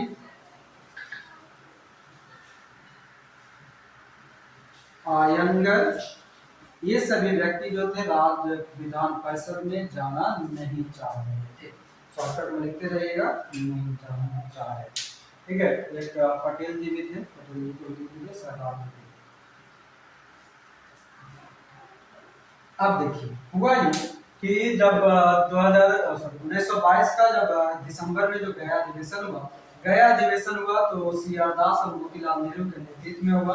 वहां पर ये परिवर्तनवादियों का जो 1923 में चुनाव लड़ना चाह रहे थे उसके लिए 1919 से ही ये सारी घटना चल रहा था। ठीक है, ऐसा नहीं है कि स्वराज पार्टी डायरेक्टली 1923 में बना, ये लोग 1919 में ही अपना प्लान बनाया था कि हम लोगों को विधान परिषद में जाना चाहिए, लेकिन किसी कारणवश जा नहीं पा रहे थे। इसी कारण कुछ लोग जो समर्थक में थे, ये सारे लोग इसके दो मत थे। चित्तरंजन दास, मोतीलाल नेहरू ये सभी चुनाव जीत करके विधान परिषद जाना पसंद कर रहे थे, जबकि श्री राजगोपालाचारी, राजेंद्र प्रसाद, गोपाल इधर आयंगर और पटेल जो थे ये सभी जाना नहीं चाह रहे थे। इसी कारण क्या किया गया कि जब 1922 का गया अधिवेशन हुआ था, चित्तरंजन दास, मोतीलाल नेहरू ने का जो प्रस्ताव अस्वीकृत कर दिया जाता है कांग्रेस अधिवेशन में, तभी वहां से गुस्सा में आकर के ये दोनों पहुंचते इलाहाबाद, इलाहाबाद पहुंच करके 1923 में क्या करते हैं, एक अपनी नई पार्टी का निर्माण करते हैं। अध्यक्ष के रूप में हमने बताना किसको, सीआर दास, और महासचिव या महामंत्री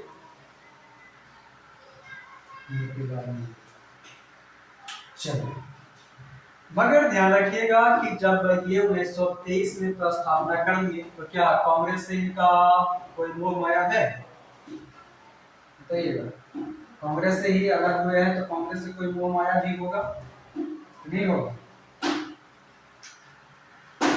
कांग्रेस से हल्का फुल्का मोह माया था, क्योंकि जब कांग्रेस से जब ये अलग हुए उसके बाद सितंबर के महीना में, सितंबर 1923, ठीक है, सितंबर के महीना में, सितंबर 1923 के आसपास में दिल्ली में फिर से एक कांग्रेस का विशेष अधिवेशन चल रहा होता है। यहाँ पर दिल्ली में एक विशेष अधिवेशन चल रहा होता है, ठीक है, जिसकी अध्यक्षता कौन कर रहे होंगे?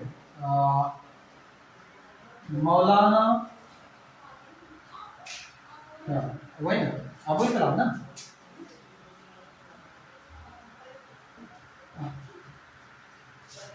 1923 में अबुल कलाम आजाद थे, मौलाना अब्दुल कलाम आजाद थे, मौलाना अब्दुल कलाम आजाद, ठीक है, जो अध्यक्षता कर रहे थे मौलाना अब्दुल कलाम आजाद। और मौलाना अब्दुल कलाम की अध्यक्षता के कारण वहां पर जो अपरिवर्तनवादी, यहाँ पर जो स्वराज पार्टी के समर्थक थे, इसमें दो भाग में बांट लिया गया था, दो भाग में बटे हुए थे। एक परिवर्तनवादी के अंतर्गत सीआर दास और मोतीलाल नेहरू, जबकि परिवर्तनवादी के अनुसार राजेंद्र प्रसाद, राजगोपालाचारी, सरदार पटेल और ये आयंगर। तो जब आप परिवर्तनवादियों में से एक, जब दिल्ली का विशेष अधिवेशन चल रहा था तो मौलाना अबुल कलाम आजाद ने स्वराज पार्टी को मान्यता दे दिया। क्या किया? मान्यता दे दिया। क्या किया? मान्यता दे दिया। और मान्यता देने के साथ ही स्वराज पार्टी का यह अपना एक अधिकार हो गया, स्वराज पार्टी का अपना एक दबदबा हो गया। और यही दबदबा को अपनाते हुए ही स्वराज पार्टी ने क्या किया था कि नवंबर 1923 के आसपास में, नवंबर 1923, लिखते हैं नवंबर 1923 में एक चुनाव आयोजित कराई जाती है। क्या किया जाता है? नवंबर 1923 में केंद्रीय विधानसभा और प्रांतीय विधानसभा का चुनाव कराया जाता है और इसमें स्वराज पार्टी के कुछ सदस्य जीत जाते हैं। क्लियर है?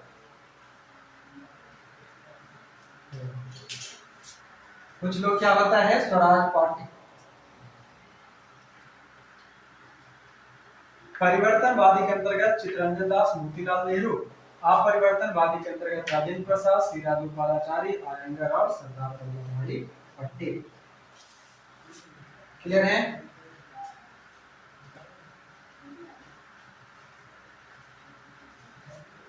अब देखिए यहाँ पर हम चुनाव करा दिए, इसको मिटा देंगे, देख तो ऐसे भी नहीं रहा होगा आपको।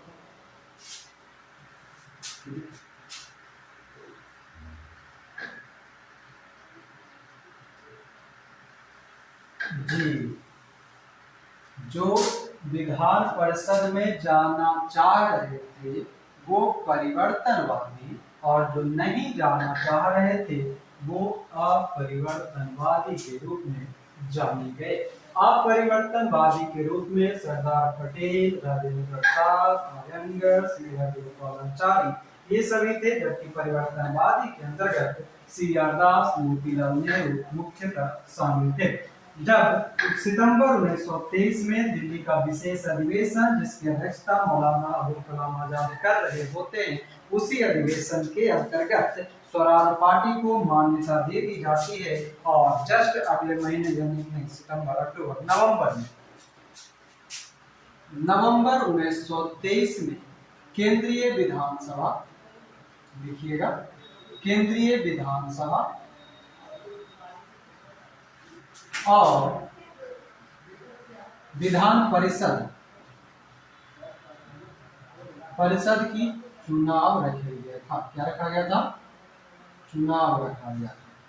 केंद्रीय विधानसभा और परिषद का जो है, विधान परिषद मतलब प्रांतीय विधान परिषद जो था, जिसको कहा जाता है प्रांतीय कर दिया, प्रांतीय विधान परिषद का चुनाव हुआ।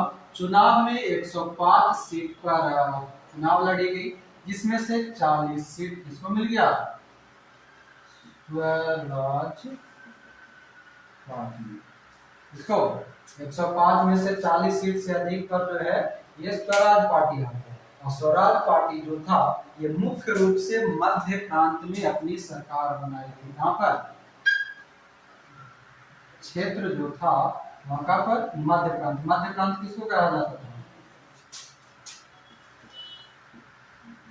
लाइक एमपी, यूपी, बिहार, ये सभी, ठीक है, ये सभी को मध्य प्रांत के अंतर्गत, मतलब जब हम अपना मैप को इस तरह से बनाते हैं तो ये वाला जो हिस्सा है,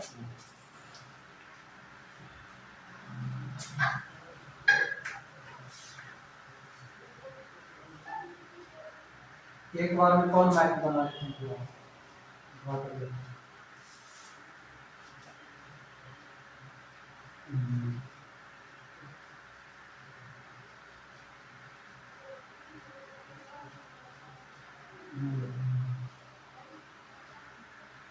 चलिए, मगर हुआ यूं, हम चुनाव लड़ा दिए, 105 सीट हुआ, 40 सीट पर चुनाव लड़ चुके थे। क्षेत्र मध्य प्रांत के अंतर्गत ये सारे लोग आ गए, लेकिन जब ये इधर तो आ गए, बंगाल में भी इनको कुछ न कुछ सफलता मिली, उत्तर प्रदेश में भी सफलता मिला, मगर एक चीज लिख लीजिए, बंगाल ये सब मध्य प्रांत आ ही गया, बंगाल आ ही गया, यूपी आ ही गया। कभी कभी पूछता है कि स्वराज पार्टी का विरोध कहाँ पर हुआ, मतलब स्वराज पार्टी को वोट कहाँ नहीं मिला था, तो विरोध हुआ मद्रास और पंजाब में। विद्रोह कहाँ पर होगा? मद्रास और पंजाब में स्वराज पार्टी के अगेंस्ट में वोट डाले गए था। यही कारण था कि इधर से सब कांग्रेस को मिला, है ना। तो इस प्रकार ये कांग्रेस का जो था ये कहीं न कहीं लोग अपनाते न अपनाते हुए भी जो स्वराज पार्टी है 105 में से 40 सीट मिल गया ना कालाबार में, तो अपने आप में बहुत बड़ी बात है ना।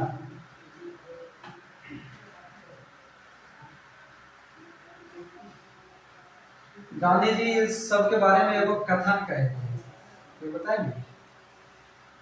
स्वराज पार्टी के जो नेता थे उसको गांधी जी रिहा होकर कब आए थे?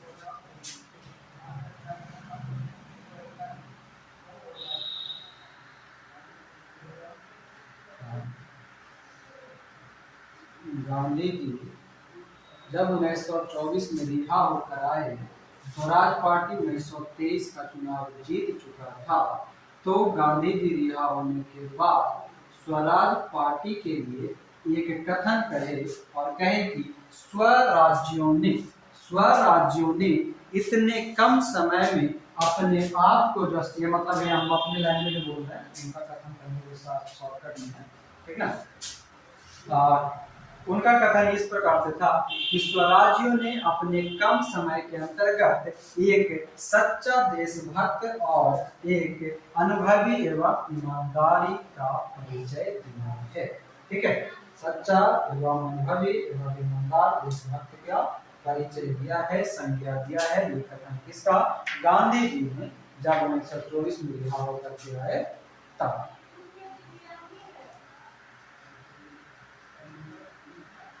चलिए एक नाम सुने होंगे, गांधी पैक्ट सुने हैं? गांधी दास पैक्ट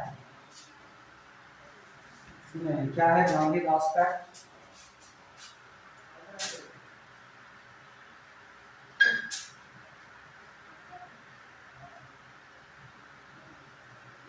गांधी दास पैक्ट देख करके पॉइंट लिख लेंगे। इसमें 3 व्यक्ति शामिल होंगे। पहला गांधी जी, दूसरा मोतीलाल नेहरू, तीसरा सी.आर. दास। गांधी जी रिहा होके आए 5 फरवरी यानी कि 6 फरवरी 1924 को। गांधी, नेहरू और सी.आर. दास के बीच में एक समझौता होता है। उसी समझौता को क्या किया जाता है?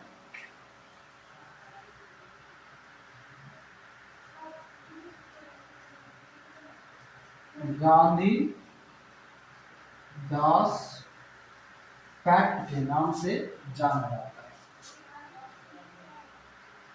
क्या कहा जाता है? गांधी दास पैक्ट कहा जाता है।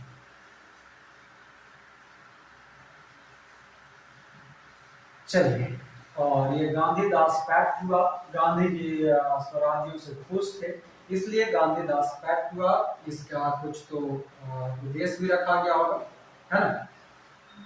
तो उद्देश्य समझिएगा क्या क्या गांधी जी ने कहा और दास जी ने अपने आप में जो पैक्ट किया। तो पैक्ट मतलब समझौता, गांधी दास समझौता कह सकते हैं। जैसे आगे चल करके हम लोग 1931 के आसपास में गांधी एजेंट समझौता पढ़ेंगे, उसी प्रकार से। और जब कोई समझौता होता है तो इतना तो पता है कि कुछ ना कुछ उसका उद्देश्य भी होता है। उसका उद्देश्य कुछ ना कुछ होगा, तो उसका उद्देश्य लिखिए बोल देते हैं उद्देश्य। पहला उद्देश्य लिखेंगे कि स्वराज पार्टी, पहला उद्देश्य में लिखेंगे कि स्वराज पार्टी विधान परिषद, मतलब कि जो ये केंद्रीय विधानसभा और प्रांतीय विधान परिषद है, उसमें पूर्ण इच्छा से काम करेगा। मतलब सहमति दे दिया गया कि वो भी पूर्ण इच्छा से काम करेगा। दूसरा क्या लिखेंगे? दूसरा लिखेंगे कि असहयोग जो है वह कोई भी, यानी कि असहयोग आंदोलन जो चलाया गया था, वैसा कोई भी राष्ट्रीय कार्यक्रम नहीं होगा। वैसा कोई भी राष्ट्रीय कार्यक्रम नहीं होगा। तीसरा क्या लिखेंगे? तीसरा के अंतर्गत जो लिखेंगे उसमें इंपॉर्टेंट पॉइंट है। दूसरा है कि मतलब कि असहयोग जैसा कोई भी राष्ट्रीय आंदोलन नहीं होगा, ठीक है। तीसरा जो कि मोस्ट इंपॉर्टेंट है कि स्वराज पार्टी कांग्रेस के साथ काम करेगा। स्वराज पार्टी कांग्रेस के साथ मिलकर काम करेगा, ठीक है। उसके बाद और भी क्या था कि गांधी जी ने एक संगठन का नाम लिखा,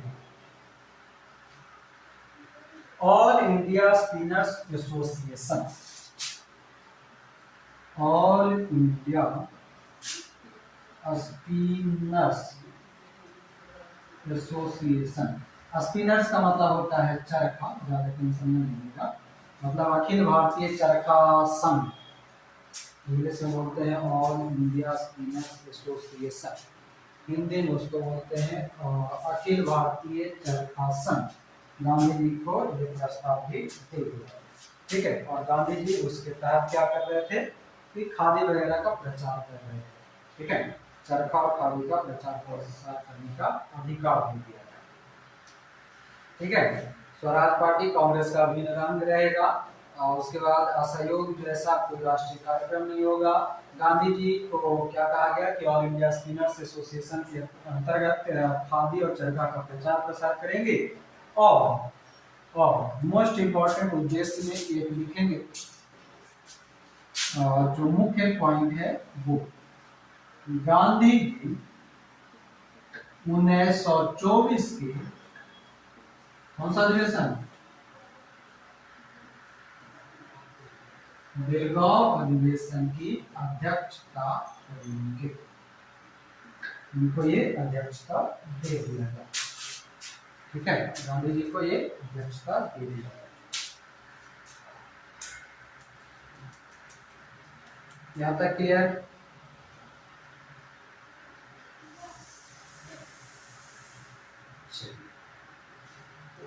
तो ये तो हो गया। अब देखिए, इसको पहले मिटाते हैं, उसके बाद 1923 का चुनाव जीत गए।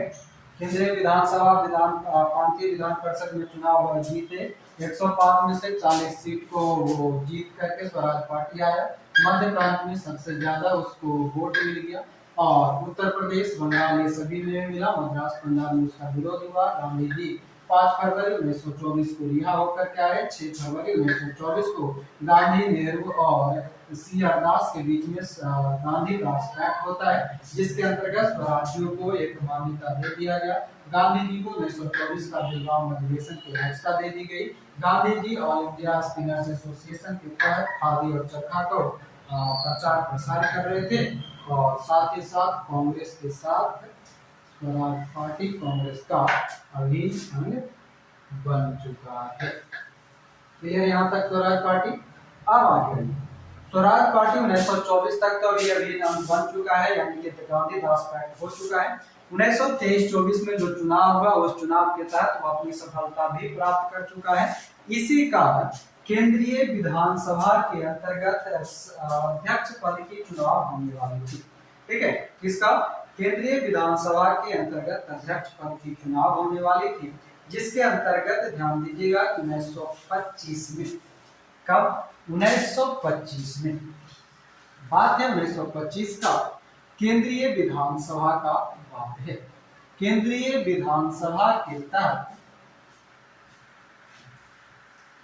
अध्यक्ष का चुनाव होना है। अध्यक्ष चुने कौन जाएंगे, कोई बताएंगे?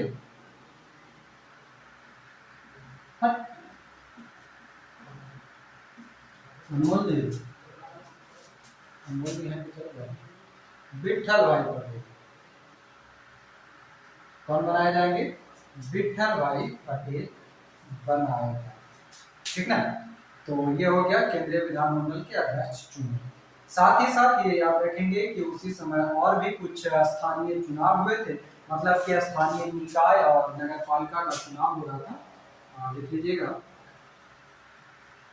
स्थानीय निकाय और नगर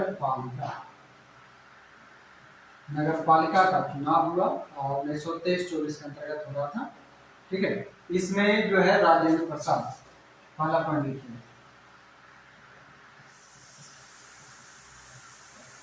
राजेंद्र प्रसाद कोलकाता के मेयर चुने जाते हैं।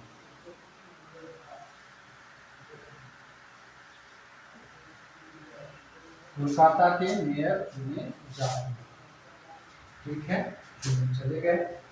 उसके साथ साथ याद रखिएगा, सॉरी उल्टा लिख दिया, राजेंद्र प्रसाद नहीं, सी आर।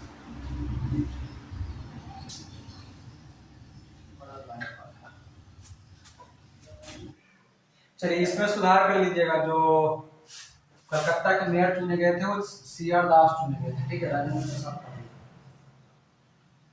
हाँ, और आगे लिखिएगा, आगे और लिखिएगा, जो राजेंद्र प्रसाद थे ना, वो पटना से चुने गए थे। राजेंद्र प्रसाद पटना में मेयर चुने गए। और उसके बाद लिखेंगे जवाहरलाल नेहरू।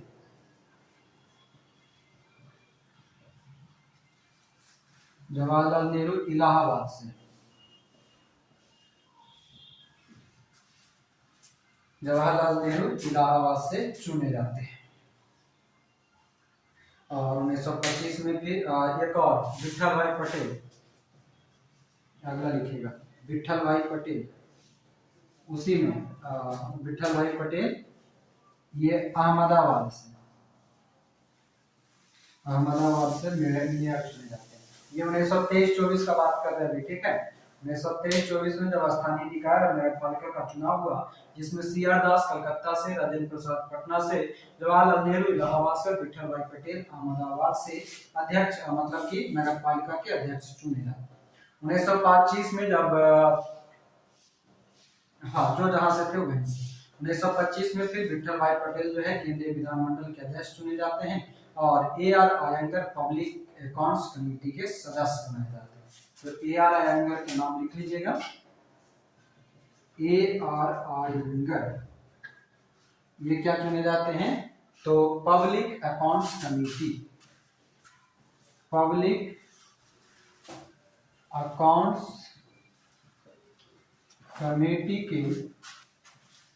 कमेटी के क्या चुने जाते हैं, तो सदस्य बन जाते हैं। क्या बनेंगे, सदस्य बन जाएंगे। थोड़ा लाइन करता है,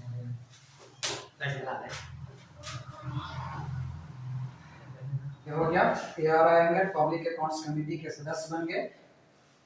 उसके बाद 1925 में ही मोतीलाल नेहरू ने क्या किया, आगे लिखिएगा, मोतीलाल नेहरू 1925 में मोतीलाल नेहरू ने क्या किया कि इंडियन सैंडहर्स्ट, लिखिएगा इंडियन सैंडहर्स्ट संस्था के सदस्य बन गए। इंडियन सैंडहर्स्ट संस्था के सदस्य बने। इंडियन सैंडहर्स्ट, सैंड जैसे बालू वाला सैंड लिखते हैं ना, सैंड हर्स्ट, ह और हर्स्ट का घटना चल रहा था। स्वराज पार्टी बर्बाद कब होगा, लिख लीजिएगा, स्वराज पार्टी का पतन लिखिएगा, स्वराज पार्टी का पतन, स्वराज पार्टी का पतन, स्वराज पार्टी का पतन कब हो जाएगा, तो 1926 से, ठीक है। क्योंकि होता ही नहीं 1926, नहीं बताते हैं, उसका आगे का कहानी बताते हैं।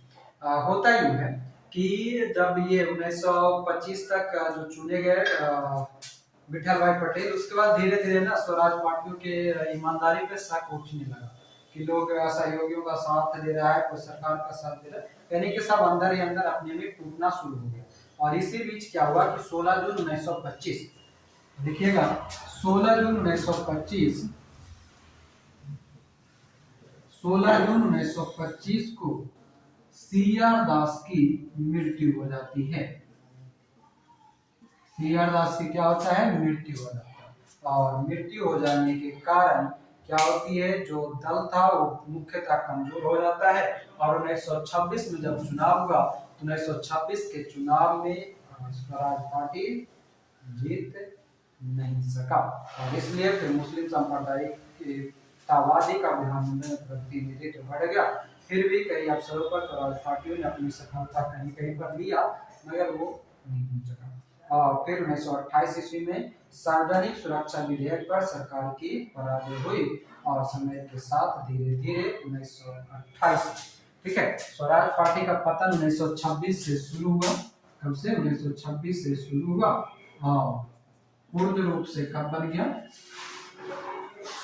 पूर्ण रूप से स्वराज पार्टी का पतन 1928 में हो गया। पूर्ण रूप से 1928 में स्वराज पार्टी का पतन हो चुका था पब्लिक सेफ्टी बिल को लेकर के, ठीक है। फिर स्वराज दल अपने उद्देश्य की पूर्ति में असफल रहा। उसका मुख्य उद्देश्य असहयोग को कैंसिल करना था, मतलब काउंसिल तक पहुंचाना था। और परंतु ऐसा करते हुए भारतीयों के लाभार्थ यानी कि कोई भी महत्वपूर्ण काम नहीं कर सका और इस प्रकार स्वराज पार्टी ने अपना नीति को त्याग दिया। फिर भी स्वराज पार्टी जो है कहीं न कहीं बहुत ज्यादा इफेक्ट डाला भारतीय राजनीति में। और असहयोग आंदोलन की असफलता के बावजूद भी स्वराज पार्टी जो था वो जन जागृति को बनाए रखने में सहायता की।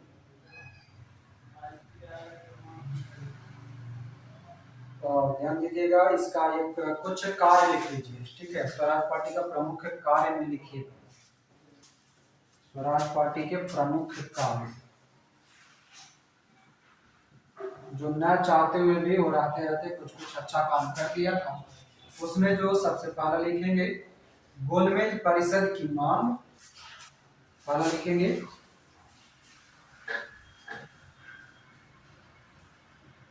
गोलमेज परिषद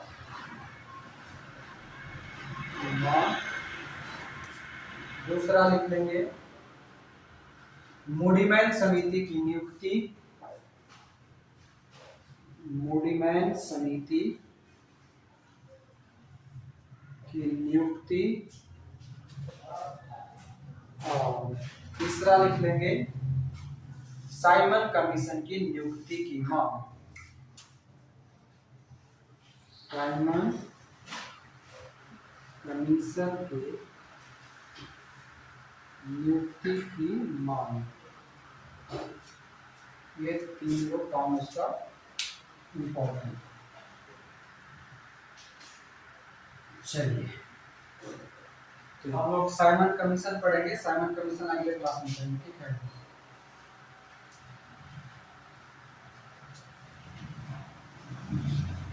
अगले क्लास में कर लेंगे और इतने से रहने देते हैं। तो इसको और जिनका छूटा होगा वो जाकर के वीडियो में देख लीजिएगा, वीडियो अपलोड कर देंगे शाम तक। और आप लोग को डायरेक्टली वो डायरेक्ट नहीं मिलेगा, आपको लिंक दे देंगे ग्रुप में, लिंक से देख लीजिएगा, डायरेक्टली वो नहीं मिलेगा। ओके, तो करेंगे कल साइमन कमीशन का भी करेंगे, अगला साइमन कमीशन है ना। तो